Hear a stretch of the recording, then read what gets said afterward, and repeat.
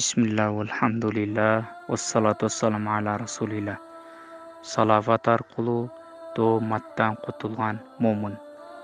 Bir Yahudi төсінің жоғолғанын айтып, мұсылман bir инсанға доомат қылат. Өзі менен бірге екі жалған күбөні келтірет. Оқиядан қабары болбаған мұсылманды чақырттырат. Yahudi мұсылманға доомат қыла баштайды. Мұсылман таң қалып, эмне дээрин билбей калат. Жана колдорун жогоруга жайып, Аллахым, сага баардык нерсе маалым. Сен ар нерсени жакшы билүүчүсүң. Бул төөлөр өзүмдүкү, деди. Жана пайгамбар саллаллаху алейхи вассаламга карап, о Расулуллах саллаллаху алейхи вассалам, сиздин бере турган өкүмүңүз хак, туура өкүм. Сизден суранам, акыйкатты ушул төөдөн сураңыз, dedi.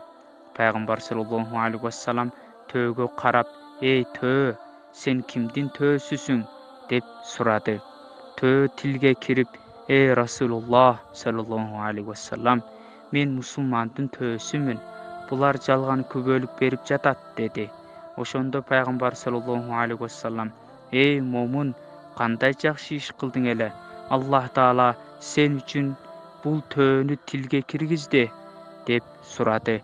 Ошондо момун киши, "О Расулуллах саллаллаху алейхи вассалам, мен ар бир түнү сизге 10 жол салават айтмайча уктабаймын", dedi. Пайгамбар саллаллаху алейхи вассалам, "Сага ушундай сүйүнүч кабар берейин. Бул салаваттын шарапатынан сен куру дооматтан, башыңа түшкөн бул кайгы кападан кутулдуң", деп айтты.